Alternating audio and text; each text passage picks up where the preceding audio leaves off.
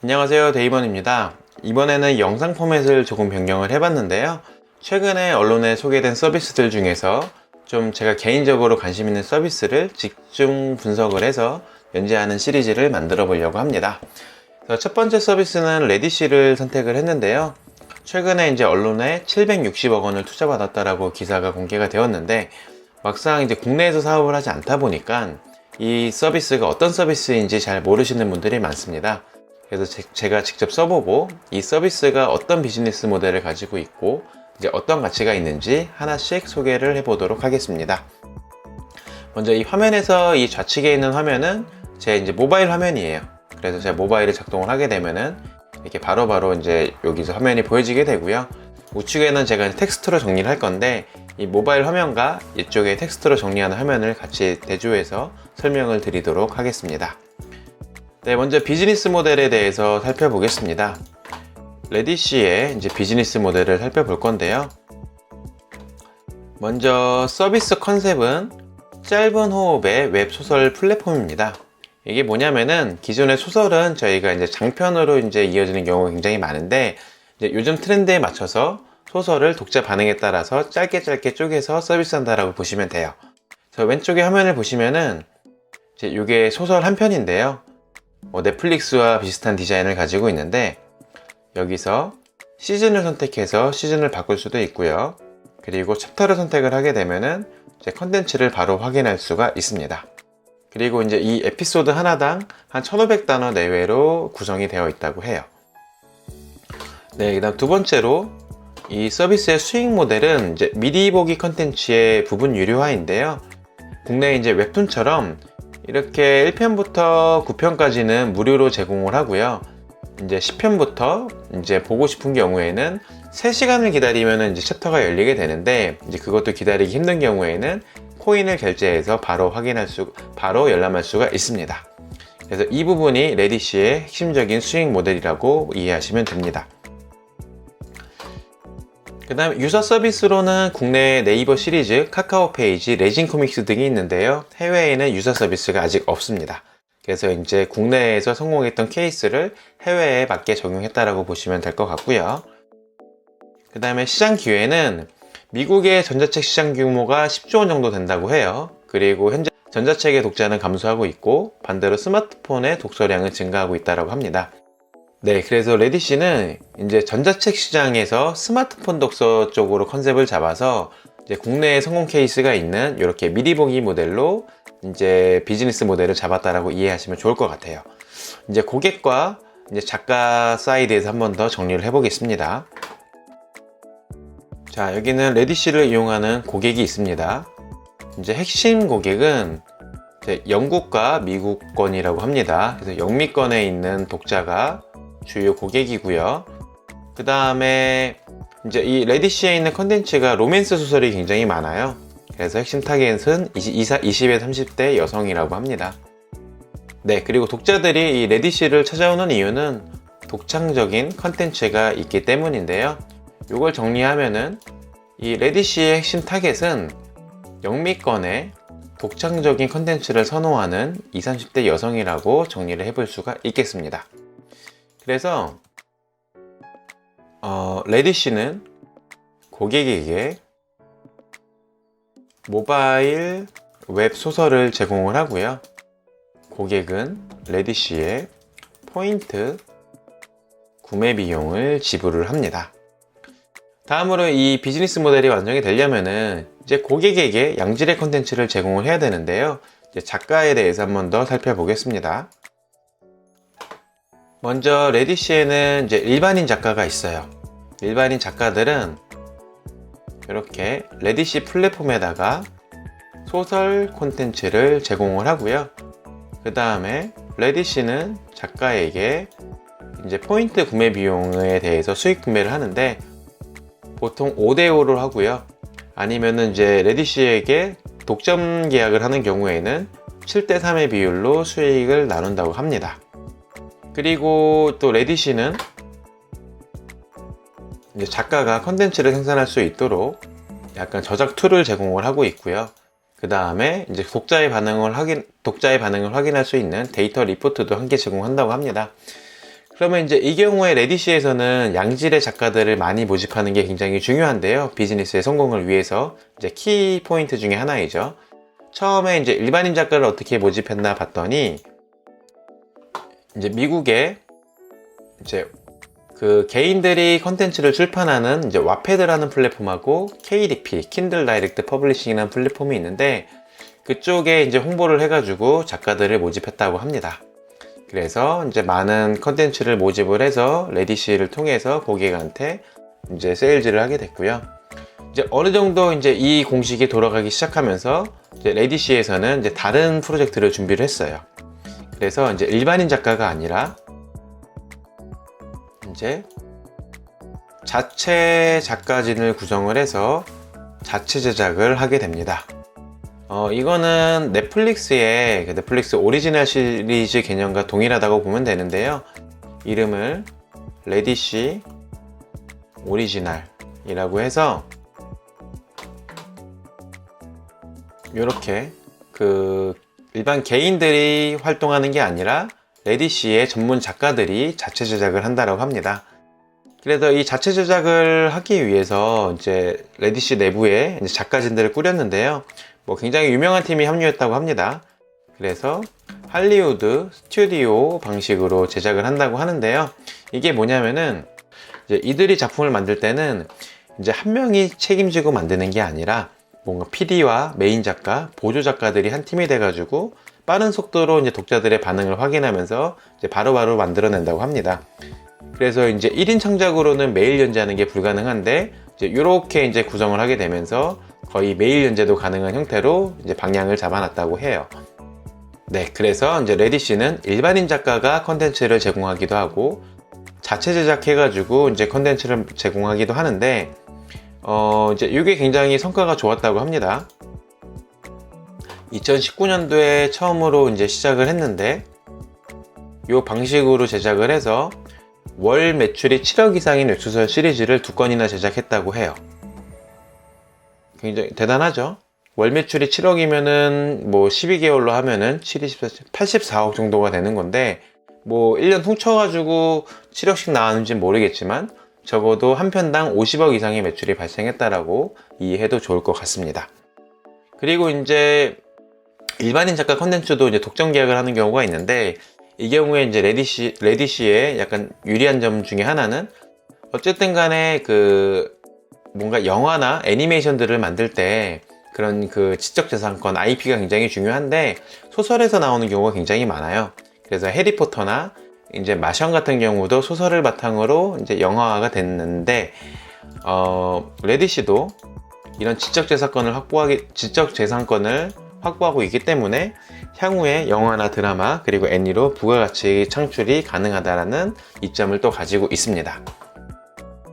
지금 최근에 이제 기사를 봤더니 레디시의 일반인 작가는 1700명 정도가 확보가 되어 있다라고 하고요.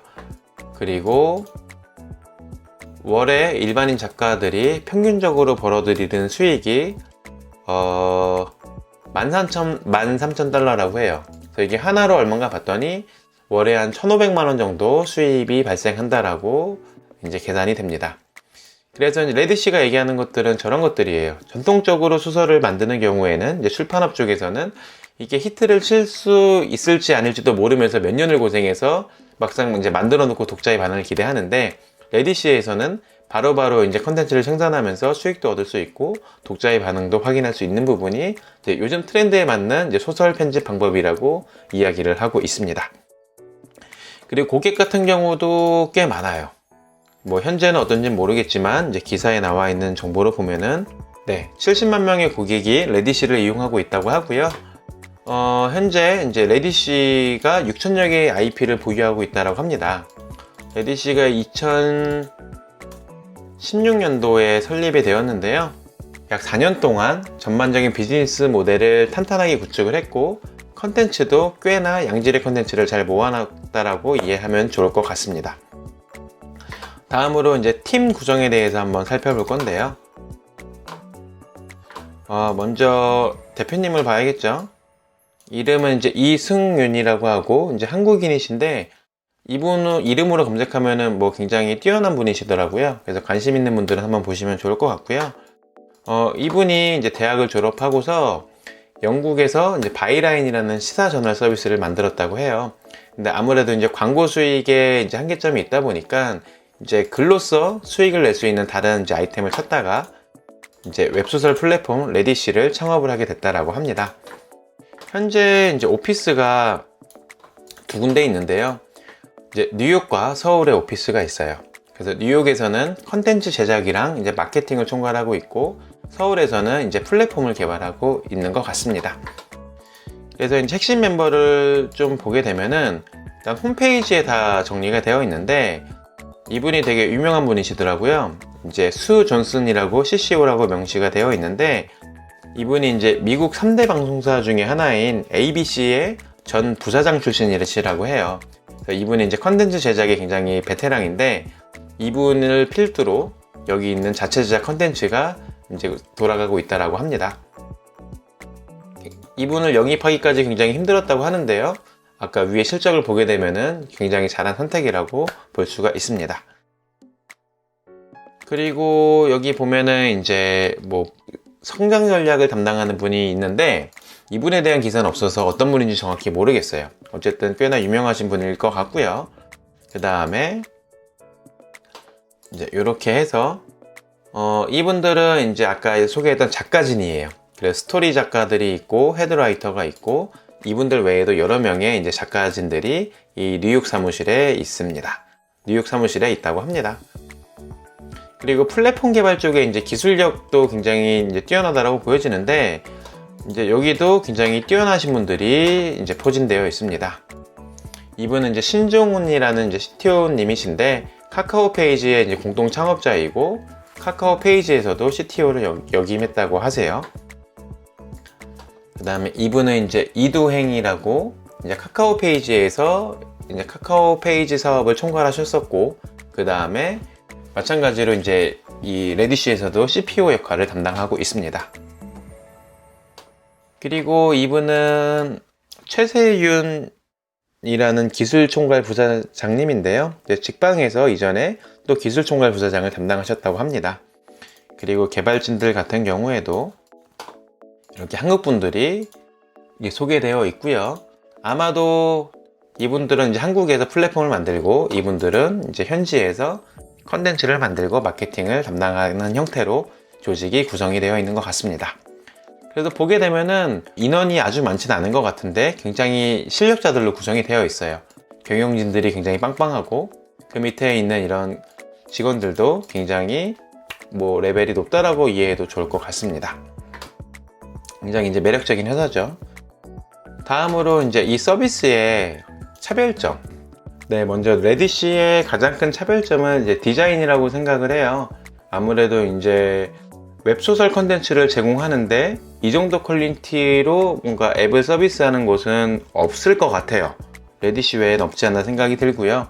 좀 국내에 있는 서비스랑 비교해서 설명을 드리면은, 이거는 이제 네이버 시리즈인데 여기도 이제 웹소설 컨텐츠가 있어요. 근데 여기 보면은 어떻게 보면 이제 웹툰 형태로 좀 화면이 구성되어 있는 걸 알 수가 있고요. 또 여기는 카카오 페이지인데, 카카오 페이지는 뭐 소설과 영화, 방송들이 같이 포함이 되어 있고요. 웹소설 카테고리에 가게 되면은 여기도 마찬가지로 좀 웹툰 형태로 구성이 되어 있는 것을 확인할 수가 있습니다. 근데 이제 이거랑 비교해서 레디시로 다시 돌아오게 되면은 레디시는 오히려 넷플릭스랑 좀 더 비슷해요. 그래서 이 표지 이미지 하나하나에 굉장히 신경을 많이 쓴 걸 확인할 수가 있습니다. 이렇게 여기가 카카오 페이지, 네이버 시리즈, 그 다음에 레디시인데 디자인 자체가 굉장히 이제 감성이 다릅니다. 아무래도 이제 현지 감성과 그 다음에 조금 더 고급진 감성을 잘 결합해가지고 이 컨셉을 잘 살리지 않았나 생각이 들어요. 그 다음에 또 이제 레디시의 차별화 포인트는 이 컨텐츠를 이렇게 조회하게 되면은 이제 일반적인 장편 소설에서는 독자의 반응을 확인할 수가 없는데, 이제 여기는 웹툰에 있는 장점을 그대로 가져왔어요. 그래서 에피소드가 끝나는 지점에 이 에피소드별로 이 좋아요 수를 확인할 수가 있고 또 댓글을 확인할 수가 있어요. 그리고 옆에 레디시 라이브라고 있는데 이게 뭐냐면은 최신 에피소드가 업데이트가 되면은 이제 최신 에피소드를 보고 있는 독자들끼리 라이브로 채팅을 할 수가 있습니다. 그리고 이 라이브 채팅에 이 작가가 참여하기도 하고 그렇지 않은 경우도 있는 것 같아요. 그래서 이 작가와 좀 더 긴밀하게 소통할 수가 있고 또 이 소설을 구독하는 독자들끼리의 커뮤니케이션도 조금 더 긴밀하게 묶어놓고 있는 걸 확인할 수가 있습니다.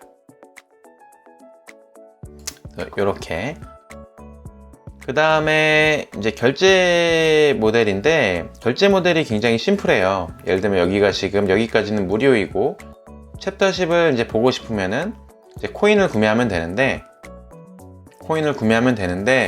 이게 제가 봤더니 이제 무료로 풀리는 게 1시간 단위가 있고 또 3시간 단위가 있더라고요.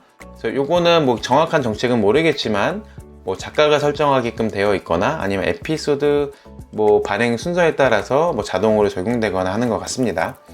그래서 제가 이제 이 시간을 기다려서 보고 싶지 않은 경우에는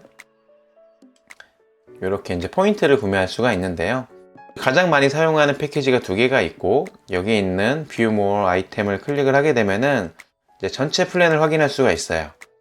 그래서 이제 위에 있는 게 이제 한 번에 코인을 구매하는 모델이고 아래에 있는 게 이제 정기 결제 모델인데 뭐 정책을 잘 만들어 가지고 여기 182코인으로 보게 되면은 182개의 코인을 사는데 25,000원인데 200코인을 정기 구독하는 경우에는 12,000원이다. 70% 할인된 가격으로 구매할 수가 있습니다. 그래서 나름대로 이 코인의 이 유료 정책을 잘 세운 것 같다라는 생각이 들고요. 레디시의 이제 주요 독자 같은 경우에는 이제 이 모델을 굳이 구매하지 않을 이유가 없겠죠. 아무래도 내가 자주 본다라고 하면은 이 모델이 가장 경제적입니다. 그리고 이제 아래 내려보게 되면은 이제 구독 모델에 대한 정책이 또 있는데 여기 잘 안 보이겠지만 오토 리필링 모델 플랜을 이용하게 되면은 채팅 스토리를 무제한으로 이용할 수 있다라고 해요. 그래서 이게 뭐냐면은 여기서 저희가 지금 보고 있는 화면은 여기에 이제 스토리라고 되어 있는 요거를 보고 있는데 우측에 채팅 스토리가 있습니다. 요거는 조금 다른 포맷의 컨텐츠예요. 그래서 이 컨텐츠를 읽기 위해서는 에피소드 1은 무료이고 이제 2번부터가 유료인데 이거는 무조건 정기 구독을 해야지만 볼 수가 있어요. 포인트로도 구매가 안 됩니다. 그리고 이제 에피소드를 열게 되면은 이제 웹소설이랑 조금 다르게 이렇게 터치할 때마다 이제 메신저를 주고받는 느낌의 컨텐츠를 또 제공을 하고 있어요. 그래서 이런 채팅형 컨텐츠의 반응이 어느 정도인지는 모르겠지만 어쨌든 이것도 꽤나 많은 컨텐츠를 제공을 하고 있습니다. 네, 그래서 여기까지 레디시 서비스의 차별화 포인트를 좀 살펴봤고요. 아무래도 이제 이 서비스가 지향하는 바가 그 인터뷰 글에서 봤더니 이제 소설계의 넷플릭스라고 하더라고요. 그래서 지금의 컨셉을 쭉 이어가면서 발전하지 않을까 생각이 들고요. 또 컨셉도 굉장히 잘 잡았다라는 생각이 듭니다. 그래서 굳이 이제 여기서 발전을 한다라고 했을 때, 또 사업을 확장한다라고 했을 때 어디까지 갈 수 있나 그냥 간단하게 고민을 해보면은 이제 오디오북으로 이제 컨텐츠를 읽어주는 모델도 확장이 가능하고, 그리고 이제 언어도 다국어로 지원하게 되면은 또 국가를 확장하기에도 용이할 것 같습니다. 컨텐츠만 좋고 여기에 독점 컨텐츠라고 하면은 어쨌든 간에 소비자는 분명히 있을 거라고 생각을 해요. 그리고 또 여기서 만들어진 IP를 바탕으로 여러 가지 부가 사업으로 또 확대할 수가 있겠죠. 그래서 이제 그런 식의 그림들을 또 그리고 있는 것 같고요. 마지막으로 이제 지금까지 실적을 한번 간단히 살펴보겠습니다. 이게 아마 레디시에서 발행한 것 같은데요. 이게 데일리로, 그러니까 일 단위로 매출 그래프를 만든 거예요. 이제 쭉 올라오다가 2019년 이제 2쿼터에서 2020년 2쿼터 1년 사이에 J커브를 만들어냈습니다. 그래서 2020년도 2쿼터에 최고 매출이 이제 일매출이 1억 3,600만 원이에요. 이때 대비 그래프를 만들어 보면은 여기서 여기까지 25배의 성장을 달성했습니다. 네, 그래서 여기까지 보게 되면은 한번 정리해 볼게요.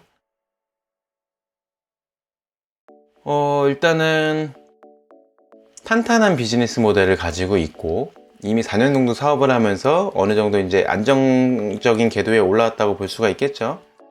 그리고 팀도 경영진도 멤버들도 굉장히 훌륭해요. 게다가 이 서비스만의 컨셉들도 명확하고, 그리고 성장도 1년 사이에 25배를 성장을 했습니다. 그러면은 누가 봐도 이제 이 서비스는 잘 될 거라는 게 감이 오기 때문에 아무래도 투자자가 몰릴 수밖에 없겠죠. 그래서 이번에 760억 원을 투자할 때 뭐 전반적인 모든 것들이 종합적으로 고려돼서 나온 수치라고 생각이 들고요. 그 다음에 이제 봤더니 이 중에서 이제 322억 원은 카카오 페이지가 투자했다고 합니다. 그래서 카카오 페이지는 레디시 미디어의 지분의 약 12.5%를 이제 가지게 되었다라고 하는데, 카카오 페이지도 이제 이 모델의 경쟁력을 분명히 확신을 했을 거고, 또 레디시에서 이제 얻은 지식들을 가지고 이제 본인들의 카카오 페이지도 녹일 수 있기 때문에 이제 이런 결정을 내리지 않았나 생각이 됩니다. 네, 그래서 레디시 서비스에 대한 소개는 여기서 마무리를 하려고 하는데요. 마지막으로 레디시가 만든 홍보 영상을 하나 보여드리면서 마치도록 하겠습니다. 레디시가 직접 만든 홍보 영상이고요. 2016년도에 만들었는데 이 영상만 보면은 이 모델이 어떻게 작동하는지 바로 확인할 수가 있습니다.